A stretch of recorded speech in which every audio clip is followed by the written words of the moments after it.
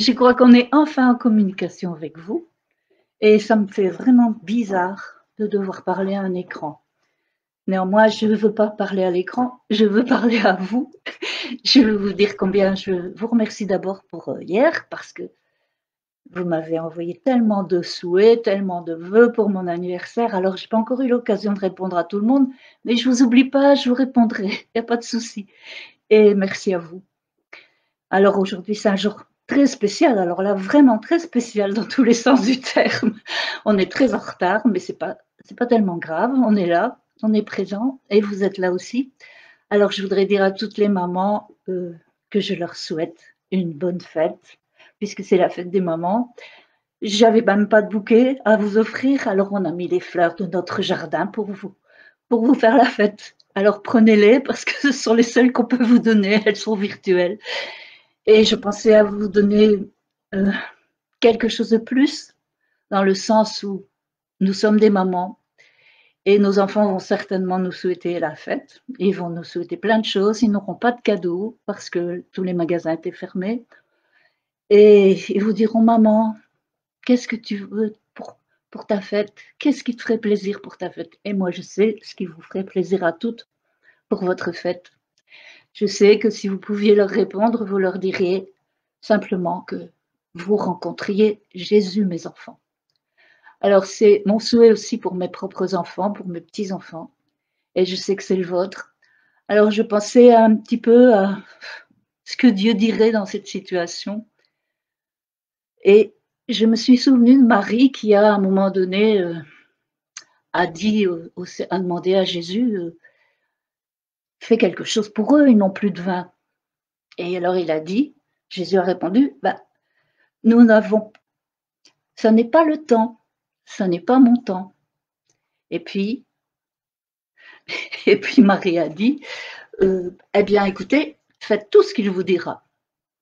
Alors moi je pense que on doit vous dire, à vous les mamans, faites tout ce que Jésus dira. Et je crois que son temps sera là aussi, pour nos enfants, pour vos enfants. Alors je vais laisser la place à mon mari, parce que c'est lui qui a des choses très importantes à dire. Moi j'ai juste à vous dire que je vous aime, que je vous embrasse comme je peux, et je vous souhaite un bon dimanche rempli de la présence du Seigneur, rempli de sa paix, de sa joie. Et je vous laisse, voilà. Bonne journée à vous et bonne fête encore.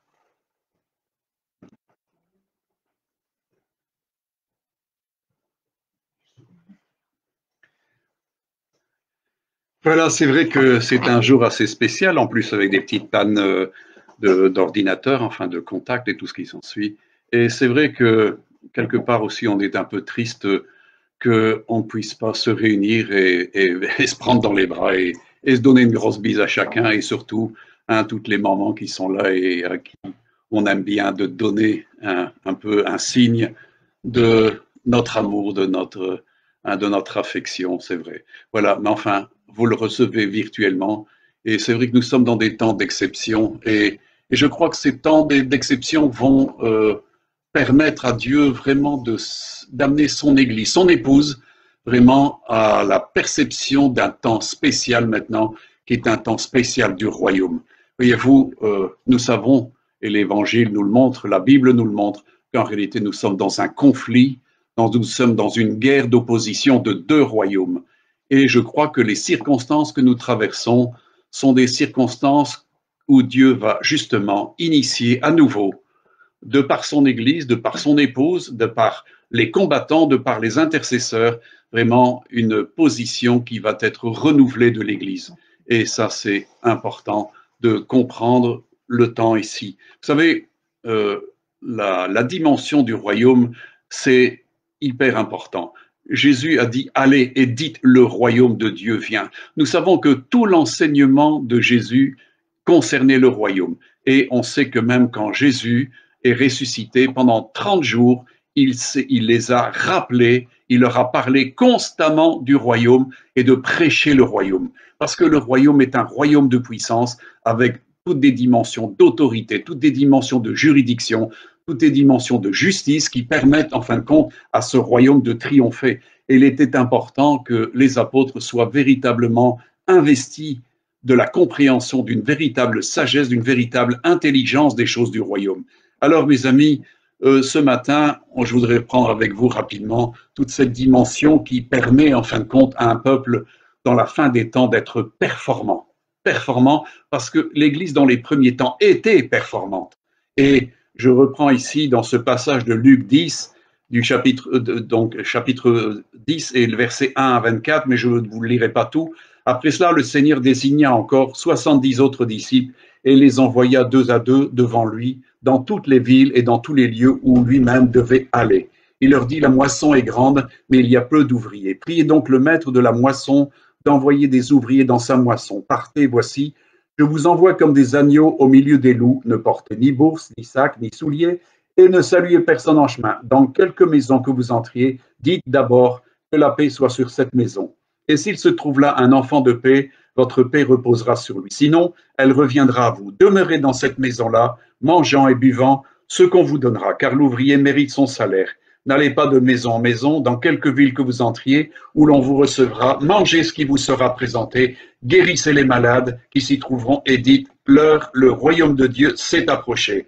Mais dans quelque ville que vous entriez où l'on ne vous recevra pas, allez dans ces rues et dites, nous secouons contre vous la poussière même de votre ville qui s'est attachée à nos pieds. Sachez cependant que le royaume de Dieu s'est approché, je vous le dis en ce jour, Sodome sera traité moins rigoureusement que cette ville-là.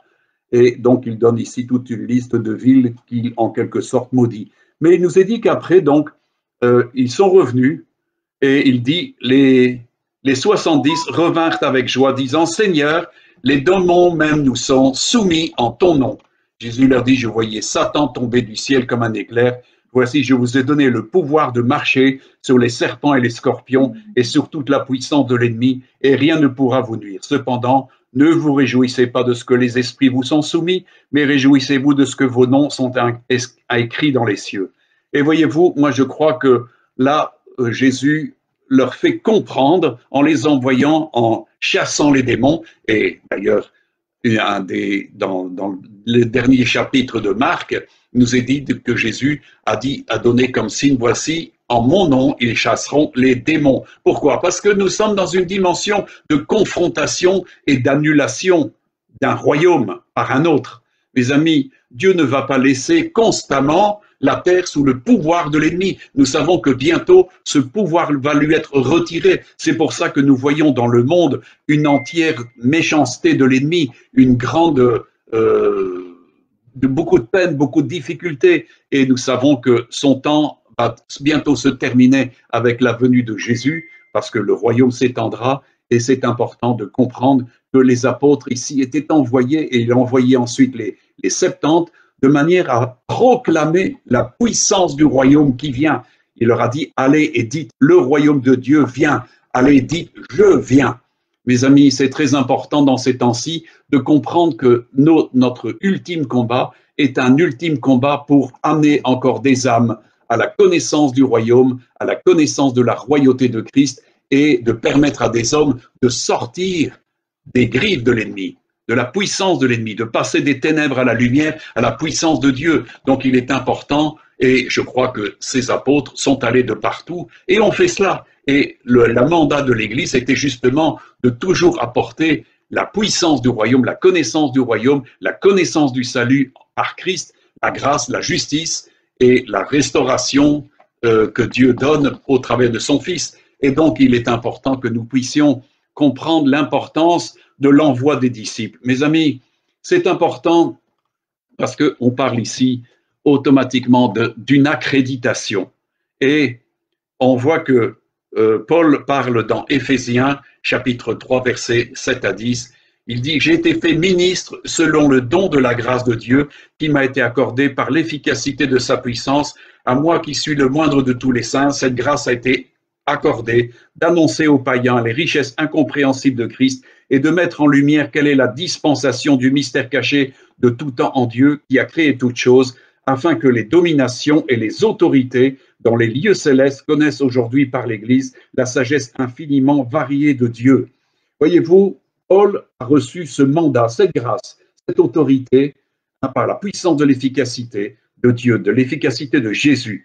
Et pourtant, il dit qu'il est le moindre des saints. Mais il dit que cette grâce a été accordée. Et c'est vrai que cette accréditation que Paul reçoit, eh bien, est hyper importante parce qu'il peut marcher en étant nommé, en étant choisi, en étant envoyé. Et je crois que, voyez-vous, si Jésus envoyait de la même manière ses disciples dans les premiers temps, eh bien, il le fait encore actuellement. C'est pour ça que ce temps qui est là est un temps de recentrage pour l'Église, de recomprendre sa vocation, sa dimension d'autorité, sa capacité d'apporter encore et de faire publier, de connaître les vertus de Christ. C'est à cela que nous sommes appelés et d'annoncer le royaume avec une grande puissance. Les amis, les apôtres annonçaient le royaume avec puissance. Jésus annonçait le royaume avec puissance et c'est pour ça qu'il se faisait des signes, des miracles et des prodiges parce que le royaume de Dieu était proclamé, les démons étaient chassés.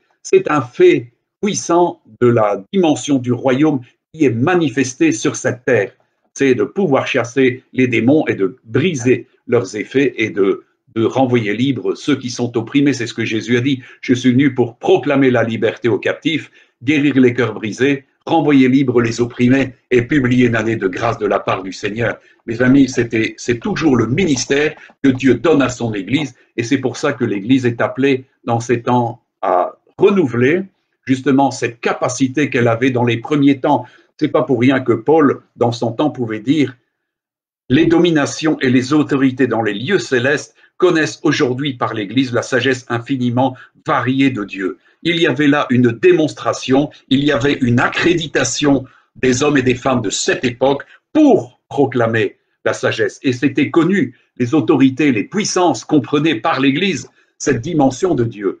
Jésus a transmis son autorité. Il leur a dit qu'ils devaient faire les mêmes œuvres. Il leur a donné le droit d'aller en son nom, de guérir les malades, de ressusciter les morts, de purifier les lépreux et de chasser les démons en son nom. Pourquoi? Parce que, mes amis, c'est le conflit d'un royaume contre un royaume qui doit disparaître et qui va disparaître.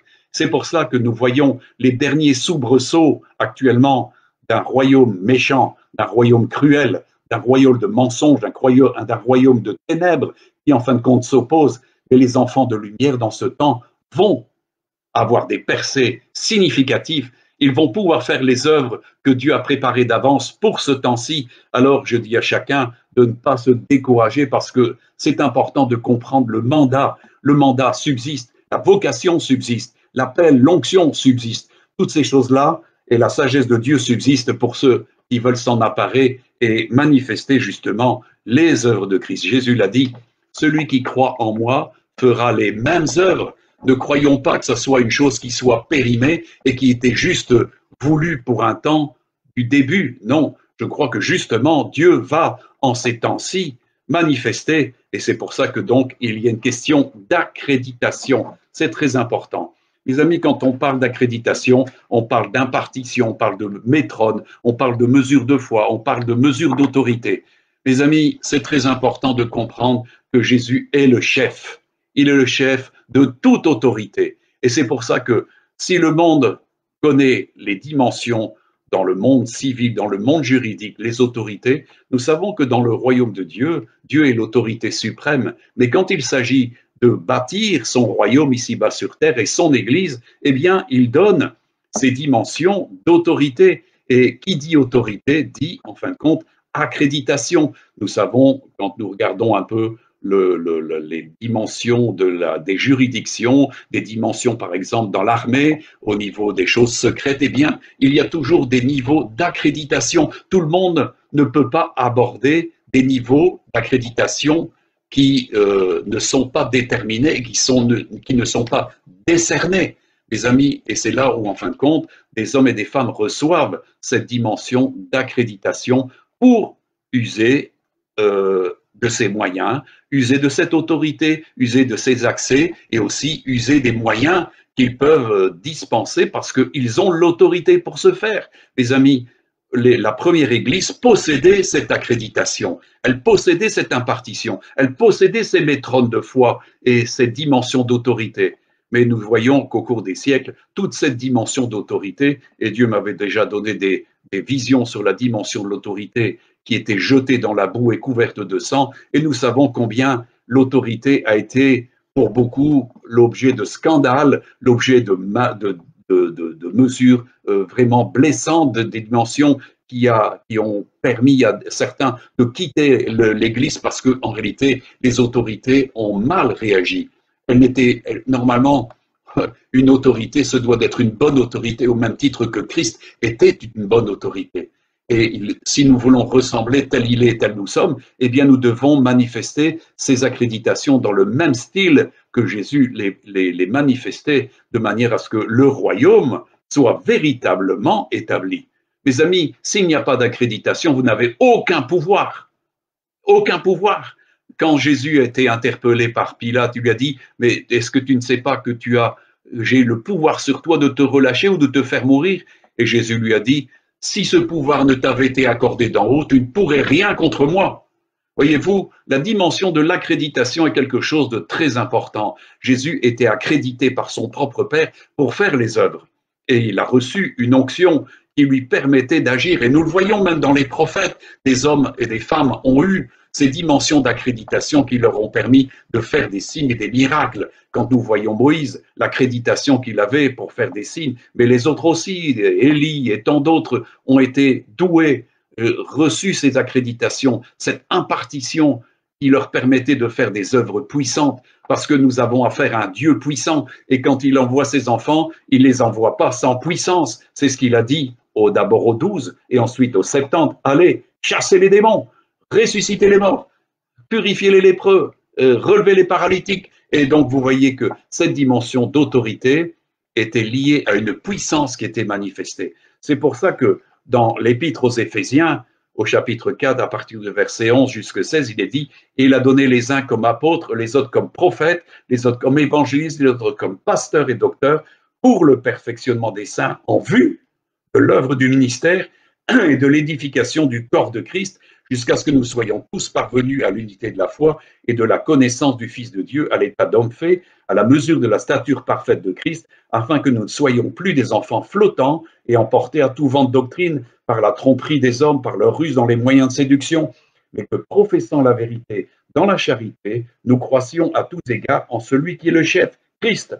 C'est de lui, et grâce à tous les liens de son assistance, que tout le corps bien coordonné et formant un solide assemblage tire son accroissement selon la force qui convient à chacune de ses parties et s'édifie lui-même dans la charité. Mes amis, que voyons-nous au travers de ça? C'est grâce à tous les liens de son assistance que tout le corps bien coordonné et formant un solide assemblage tire son accroissement selon la force qu'il convient à chacune de ses parties. Qu'est-ce que cela veut dire ça? Ça veut dire une impartition qui est donnée à chacune de ses parties. Mes amis, chaque partie du corps a besoin, et c'est là où nous voyons dans un autre enseignement de Paul que Jésus a placé dans le corps les membres comme il l'a voulu, selon son choix, selon sa détermination, c'est lui qui l'établit, mais surtout afin que le corps puisse fonctionner en tant que ministère dans le royaume, manifestant le royaume, apportant le royaume, proclamant le royaume. Et automatiquement, il nous est dit que chaque membre prend soin les uns des autres. Et ça, c'est important de comprendre cette impartition qui nous permet d'être efficaces au niveau du corps, mais aussi au niveau de l'évangélisation dans la ville. Mes amis, nous sommes là pour apporter le royaume. Et quand le royaume de Dieu vient, eh bien, il y a des manifestations de la puissance de Dieu. Et ça, c'est tellement important. Alors, comprenez l'importance justement de recevoir cet esprit de sagesse et de révélation dans toute la connaissance de Dieu, afin que justement nous comprenions tout ce qui s'attache à notre appel, à notre vocation, aux œuvres, aux dons spirituels. C'est tout ça qui permet cette accréditation. Mes amis, dans le monde des services secrets, dans le monde de la puissance, eh bien, même dans la finance, si vous n'êtes pas accrédité, vous n'avez accès à rien du tout et vous êtes dénué de capacité d'action. Donc l'accréditation dans le royaume de Dieu, la mesure qui est donnée par Dieu, C'est pour ça qu'il nous est dit qu'il a donné les uns comme apôtres, les amis, comme prophètes. Et alors, il y a tout le listing, on le voit dans d'autres passages des Écritures, ceux qui ont les dons de gouverner, de dons de donner des libéralités, de dons du parler en langue, d'interpréter les langues, d'être prophète, tous les dons spirituels, ce sont d'accréditation, ce sont des moyens qui nous permettent de travailler dans la puissance du royaume et de manifester le royaume, mes amis.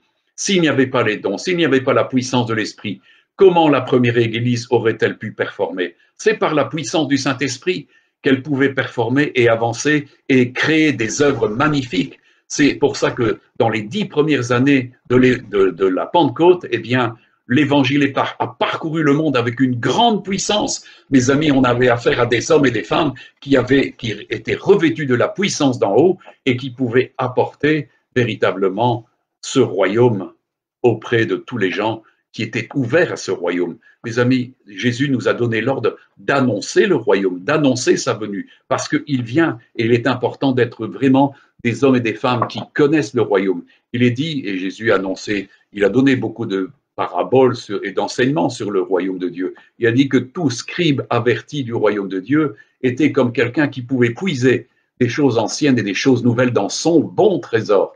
Mes amis, le royaume de Dieu doit être au milieu de nous, en nous, et nous devons en avoir une parfaite connaissance, et dans ce temps-ci, de connaître ce qui nous est imparti, ce qui nous est donné en capacité de responsabilité d'agir en tant qu'officier de Dieu, en tant qu'ambassadeur, en tant que ministre de Christ. Amen. Mes amis, beaucoup de gens pensent que le royaume de Dieu, c'est d'abord de la parlotte. Et on sait que Paul avait une puissance pour amener les hommes et les femmes, les païens, à l'obéissance de Christ, à l'obéissance de la vérité. Automatiquement, cela créait véritablement une émulation et il formait des disciples de partout, il ouvrait des églises et automatiquement, il pouvait avancer et faire des bonnes choses parce qu'ils connaissaient le royaume et sa puissance et ils agissaient en tant qu'ambassadeurs, en tant que ministres de ce royaume. Quand Paul parle dans 1 Corinthiens 4, versets 17 à 20, il dit « Pour cela, je vous ai envoyé Timothée, qui est mon enfant bien-aimé, fidèle dans le Seigneur. Il vous rappellera quelles sont mes voies en Christ et quelle est la manière dont j'enseigne partout dans les églises. Quelques-uns se sont enflés d'orgueil, comme si je ne devais pas aller chez vous. Mais j'irai bientôt chez vous, si c'est la volonté du Seigneur, et je connaîtrai non les paroles, mais la puissance de ceux qui se sont enflés. Car le royaume de Dieu ne consiste pas en paroles, mais en puissance. » C'est important, le royaume de Dieu ne consiste pas dans la parlotte, mais en puissance. Et nous voyons maintenant des tas d'églises qui n'ont jamais vu la puissance de Dieu. Beaucoup de chrétiens n'ont jamais vu des démons chassés, des guérisons, de la puissance du royaume qui s'établit, comme dans les réveils. Tous les réveils ont manifesté cette puissance, mais on est vraiment dans un creux de la vague, et je crois que ce temps-ci, justement, est un temps de ressaisissement où le véritable reste triomphant de ceux qui ont été éprouvés, formés et qui sont restés fidèles à leur engagement, à leur vocation, à la dimension de tout ce que Christ a demandé. Et je crois que ce temps est là et nous allons voir des choses puissantes. C'est vrai que l'ennemi fait des dégâts partout, c'est vrai que ce virus impacte les gens, mais je crois qu'une église fidèle se lève et on voit, il y a eu des tas de prophéties qui ont été déjà données ultérieurement, et même les prophètes de l'Ancien Testament parlent de ce temps-ci. Alors, mes amis, comprenons que nous sommes en prise avec un temps qui est un temps de bénédiction, et c'est le temps d'être ferme dans la foi. C'est de viser vraiment à sa vocation, à son élection, et être prêt à intervenir dans le plan de Dieu, parce que les œuvres de Dieu ne sont pas terminées, mes amis. Nous avons du pain sur la planche, comme on dit régulièrement, hein, et moi je crois que ça va être un temps vraiment merveilleux pour ceux qui ont les yeux fixés sur Jésus, parce que Jésus, lui, continue d'avancer avec un peuple qui est ferme, avec un peuple qui en veut, avec un peuple qui a faim, qui veut en découdre aussi avec l'ennemi, parce que on en a marre de le voir agir comme ça. Et on veut que les captifs soient délivrés. On veut que ceux qui sont sous des tourments puissent être rendus libres. Des gens qui sont brisés, être restaurés. Des gens guéris, mes amis. C'est à cela que nous sommes appelés. C'est en cela que le royaume est puissant. Les amis, dans le royaume de Dieu, il n'y a pas de martyrs, il n'y a pas d'esclaves, il n'y a pas de gens malades, il n'y a pas de pauvres, il n'y a rien. Il n'y a que des gens qui sont dans une abondance de vie et nous sommes là pour... Oh, voilà, c'est coupé de nouveau. C'est pas coupé? Comment ça se fait? Oui, oui, bon, voilà, apparemment ce n'est pas coupé. Mes amis, dans Luc, chapitre 11, versets 14 à 20, il nous est dit que Jésus chassa un démon qui était muet. Lorsque le démon fut sorti, le muet parla, et la foule fut dans l'admiration. Mais quelques-uns dirent, c'est par Belzébul, le prince des démons, qu'il chasse les démons. Et d'autres, pour l'éprouver, lui demandèrent un signe venant du ciel. Comme Jésus connaissait leurs pensées, il leur dit, tout royaume divisé contre lui-même est dévasté, et une maison s'écroule sur une autre. Si donc Satan est divisé contre lui-même, comment son royaume subsistera-t-il? Puisque vous dites que je chasse les démons par Belzébul, et si moi, je chasse les démons par Belzébul, vos fils par qui les chassent-ils? C'est pourquoi ils seront eux-mêmes vos juges. Mais si c'est par le doigt de Dieu que je chasse les démons, le royaume de Dieu est donc venu vers vous. Ah, mes amis, c'est très important de comprendre que Jésus chassait les démons par l'Esprit de Dieu. Et c'est toujours la même chose. Pourquoi? Parce que Dieu nous a donné cette puissance en son nom. Il a dit de chasser les démons en son nom. Pourquoi? Parce que on est devant un monde qui est assujetti sous la puissance de l'ennemi et il nous faut délivrer les hommes. Et je crois que ce temps de réveil va être donné pour justement faire encore un travail de libération, un travail d'affranchissement où des hommes et des femmes vont pouvoir être libres. Mes amis, vous savez, Dieu a prévu une pleine victoire en tout. Vous savez, déjà David disait dans le psaume 110, les 3 premiers versets, parole de l'Éternel à mon Seigneur, assieds-toi à ma droite jusqu'à que je fasse de tes ennemis ton marchepied. L'Éternel étendra de Sion le sceptre de ta puissance, domine au milieu de tes ennemis. Ton peuple est plein d'ardeur quand tu rassembles ton armée avec des ornements sacrés. Du sein de l'aurore, ta jeunesse vient à toi comme une rosée. Mes amis, Dieu nous donne toujours la victoire en son Fils. C'est la parole de Dieu qui nous le dit. Et mes amis, Dieu veut mettre nos ennemis sous nos pieds et nous sommes les pieds du Seigneur, nous sommes la maison du Seigneur, nous sommes le corps du Seigneur. Alors comprenez que c'est pour ça que David, déjà dans son temps, disait domine au milieu de tes ennemis. Voyez-vous? Et ça, c'est important. On se laisse faire par les ennemis ou bien on domine sur eux? Jésus est venu afin que nous soyons des vainqueurs. C'est ce qu'il a dit dans l'Apocalypse aux 7 églises. À celui qui vaincra. Qui devons-nous vaincre? Eh bien, ce sont ces puissances-là. C'est ces puissances malfaisantes qui sont là sur la terre dont nous devons vaincre. Et nous savons que Jésus conclura ces choses-là. Et nous voyons ce psaume ici de David. Eh bien, il parle de ce temps où l'Éternel étendra de Sion le sceptre de sa puissance et il dominera sur tous ses ennemis. C'est important. Et comprenez, et il nous est parlé ici de ta jeunesse qui vient à toi comme une rosée. Mes amis, il y a un peuple qui vient et qui est un peuple de vaillants et qui est un peuple de combattants. Alors, je dis à chacun de ne pas perdre courage devant ce temps, mais au contraire d'être fortifié dans la foi, fortifié dans l'assurance que les choses vont bouger. Dieu a permis ce temps pour secouer un peu son Église, et il faut le comprendre, ça secoue fort, mais c'est nécessaire pour réveiller les vierges qui dorment et d'aller au combat, mes amis. Il est dit, domine au milieu de tes ennemis. Ce n'est pas nos ennemis qui doivent dominer sur nous, ce sont nos ennemis qui doivent être sous nos pieds. Amen. Oh, mes amis, dans l'Ancien Testament, Dieu disait que son peuple devait être la tête et non la queue. Et chaque fois qu'ils faisaient de travers, eh bien, ils devenaient la queue plutôt que la tête. Et ils étaient vaincus par leurs ennemis. Mes amis, nous ne sommes pas dans un temps où nous sommes là pour nous faire vaincre, mais au contraire pour nous vaincre. Alors, mes amis, comme le dit Paul dans Romains au chapitre 16, que le Dieu de paix écrasera bientôt Satan sous vos pieds. Que la grâce de notre Seigneur Jésus-Christ soit avec vous tous. Et ça, c'est important. Dieu va écraser. Dieu nous donne toujours la victoire en son Fils, mes amis. Mais c'est pour ça qu'il faut se servir des moyens que Dieu nous donne, de l'accréditation qu'il nous donne.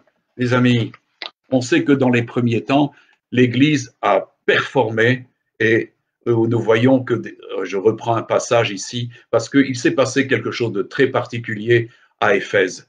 Nous savons que Éphèse est devenu un centre apostolique, prophétique, puissant. Après Jérusalem, il y a eu Antioche et ensuite Éphèse et d'autres lieux comme Corinthe. Tout ça, ce sont des lieux qui sont devenus puissants pour des bonnes choses qui sont arrivées. C'est pour ça que dans les Actes au chapitre 19, je prends ce passage, c'est un réveil. Nous cherchons le réveil.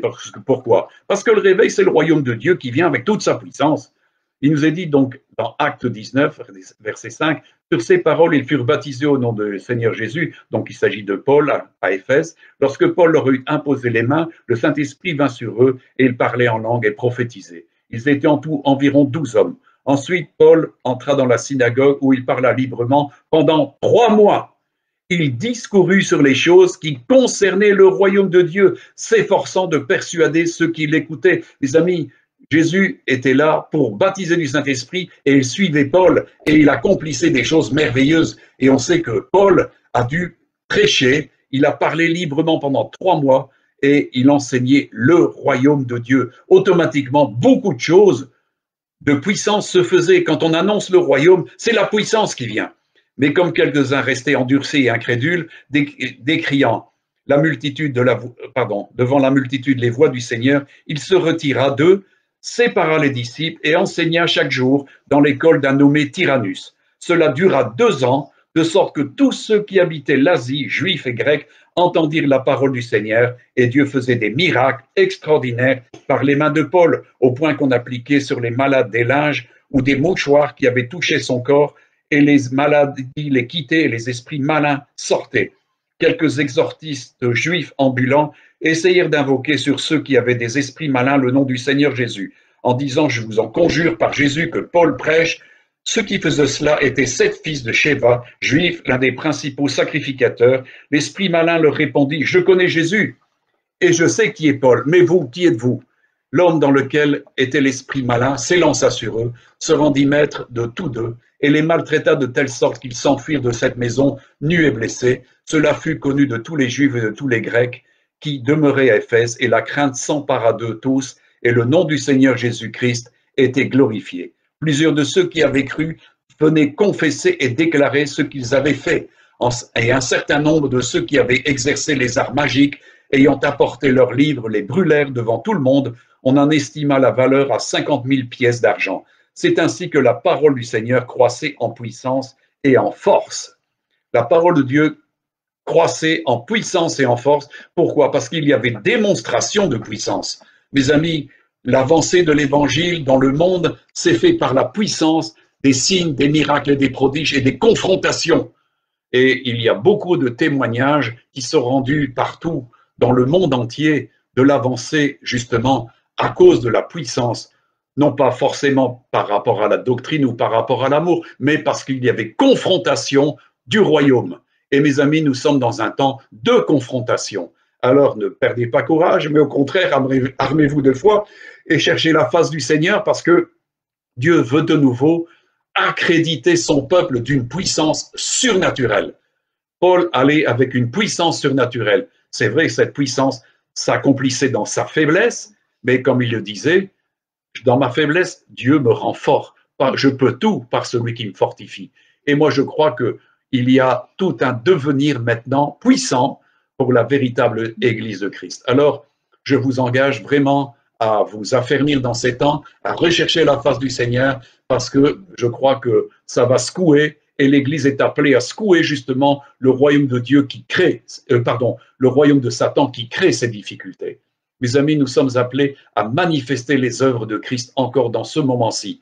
Et cette accréditation, elle est ouverte, elle est donnée à son Église. C'est pas au monde qu'il donne sa puissance, c'est à son Église, c'est à ses enfants, à ses émissaires, c'est-à-dire à ses disciples qu'il revêt de puissance. Mes amis, la puissance est encore disponible dans ce temps de grâce, et Dieu va faire une œuvre tout à fait exceptionnelle dans ce temps particulier. Alors, je dis à chacun de ne pas perdre courage, et encore une fois, merci à tous ceux qui nous suivent, à tous ceux qui sont encouragés et qui nous répondent. Alors n'hésitez pas à nous envoyer du courrier. Encore merci pour tous ceux qui soutiennent l'œuvre par les finances, par les prières, par le combat spirituel. Nous sommes dans des temps de combat. Alors ce n'est pas le moment de baisser les bras, mais d'être ferme, de se tenir sur la brèche, se tenir sur la muraille et d'entendre ce que l'Esprit Saint veut pour ce temps-ci. Nous sommes appelés à être un peuple de révélation, comme la tribu d'Issachar, qui connaît les temps de Dieu. Est-ce que vous connaissez ce temps? Il est important de bien le comprendre, parce que si on comprend bien le temps de Dieu, eh bien on peut réclamer la puissance pour ce temps et manifester cette puissance. Alors mes amis, je vous encourage et je veux encore vous bénir et je veux terminer dans ces quelques paroles en vous disant que le Seigneur est avec vous, que la grâce de Dieu est avec vous, que le Saint-Esprit est avec vous. Ne vous laissez pas intimider parce que l'ennemi peut vous dire que vous n'êtes pas capable, que vous êtes trop petit, tout ce qui s'ensuit. Dieu a pris les choses faibles du monde, les choses qui ne sont pas, afin justement de confondre. Alors comprenez cette accréditation. Dieu n'a pas pris des grands de ce monde, il a pris des choses faibles. Paul était faible, il a dit qu'il était le moindre des apôtres, et il a toujours pris, mais seulement, ce sont des gens qui, en comprenant par la foi, se sont laissés investir de la puissance de Dieu. Comprenez que même Moïse bégayait, il ne savait pas, beaucoup de gens étaient dans l'impossibilité, mais ils ont compris que Dieu faisait d'eux un canal de puissance, un canal de force, où il allait manifester sa puissance. Et Paul disait qu'il se glorifiait de ses faiblesses parce que quand il était faible, c'est alors qu'il était fort. C'est dans cette faiblesse que le Seigneur manifestait sa force, mes amis. Cette accréditation vient quand nous sommes faibles. Amen. Jésus a dit que les grands, les puissants les tyrannisent. Il a dit qu'on ne devait jamais être comme ça, mais qu'on devait être serviteurs les uns des autres. Et ça, c'est important. C'est la bonne manière d'avoir une accréditation de Dieu, c'est de vouloir servir et d'être comme Jésus. Jésus nous a dit qu'il est venu comme un serviteur, alors qu'il était roi, qu'il était Dieu. Et mes amis, nous devons l'imiter dans ce temps. Et ça, c'est le bon moyen pour avoir une accréditation, c'est d'être dans cette dimension d'humilité, car Dieu élève les humbles. Et il faut sortir de toute dimension de modestie et comprendre l'appel, comprendre la vocation et comprendre cette accréditation. Comprendre ce que Dieu nous impartit en tant que foi, en tant qu'assurance, en tant qu'œuvre, en tant que don spirituel. C'est le moment de mettre tout ça en œuvre. OK? Voilà. Alors, je vous bénis tous et je demande au Seigneur de vous bénir de façon à ce que, justement, la lumière vienne et que la révélation vous soit donnée pleinement de tout ce qu'il a préparé pour vous.